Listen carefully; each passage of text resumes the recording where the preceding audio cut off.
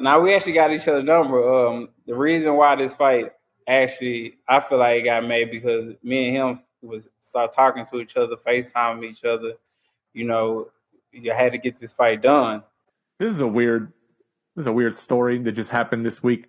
Errol Spence Jr., who we touched on earlier, it was announced by a new management company, or I don't know how new they are. They're called Fighters First Management. They had recently announced, I think there's some people from main events who are associated with it.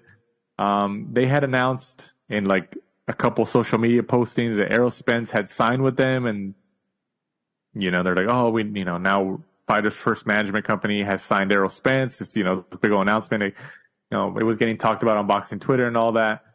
And I think we all knew how it all works out. But then Errol Spence ends up tweeting Oscar De La Hoya, and I think he did it as a troll tweet.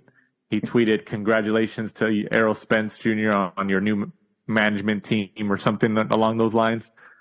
And then Errol Spence responded to Oscar De La Hoya and said something along the lines of, "Al Heyman is the only one who manages my career, nobody else," or something like that. So it's kind of like, I know if you dig into it, I think the main guy, one of the main guys at that Fighters First Management, has been friends or with Errol Spence for over 10 years or so. And I think there was an article that said that he got him like the Everlast sponsorship deal and all this other stuff. And I mean, and then the press release that we got, it says that, oh, if you want to try to get Errol Spence for an interview or try to contact Errol Spence, please email Heyman Boxing. And they give the email, and it's just like, oh, okay. So like, do you really represent him? I mean, I think we all knew, like, okay.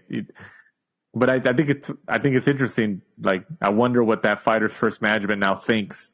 Like, hey man, we announced you as like, we just signed you, and then you tweet like, hey, the only person who manages my career is Al Heyman. So you're kind of like undermining us, So did they just do it just because it'll attract eyeballs to their management team?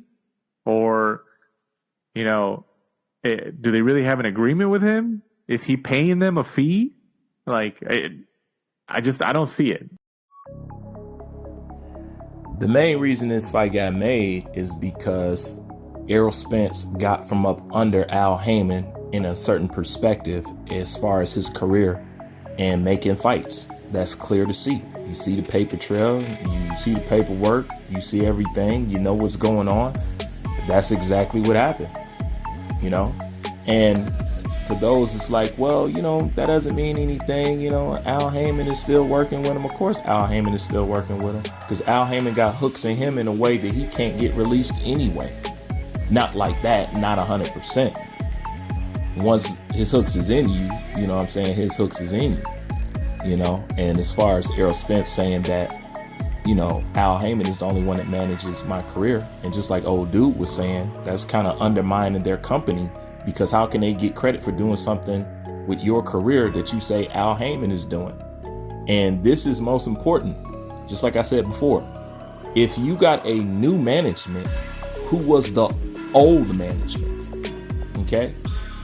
But since he said Al Heyman is the only one who manages his career, this is the nail in the coffin right here. Why do you need two managers? You see that?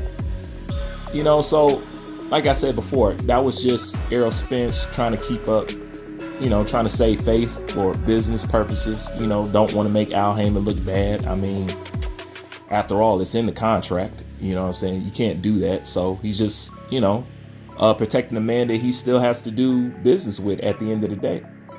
But it's no secret because he talks about, me and him got on the phone.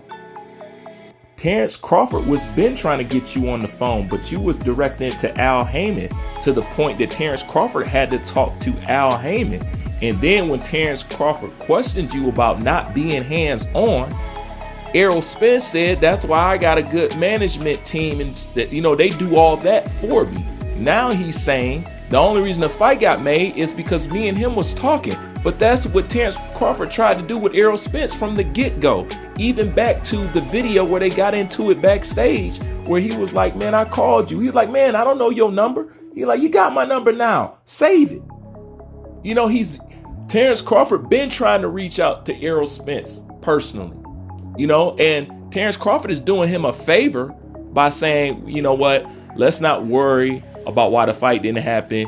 We here now. He's doing him a favor, which I think will, you know, unravel, you know, in the end. If Errol Spence keep trying to rag on his resume, he ain't got no choice but to pull out the fact that, okay, you want to talk this about my resume, this and that, but you was ducking me the whole time. You know, so it's interesting to see how that's going to go. But truthfully, this is how the fight was made. And people getting upset because I'm stating the obvious. This is true. What difference do it make? Kudos to Errol Spence for doing what needed to be done. He still gets props for that at the end of the day. Just like he gets slack for going along with the duck program. You know? But anyways, that's my thoughts on this. Like, comment, subscribe. I'm out.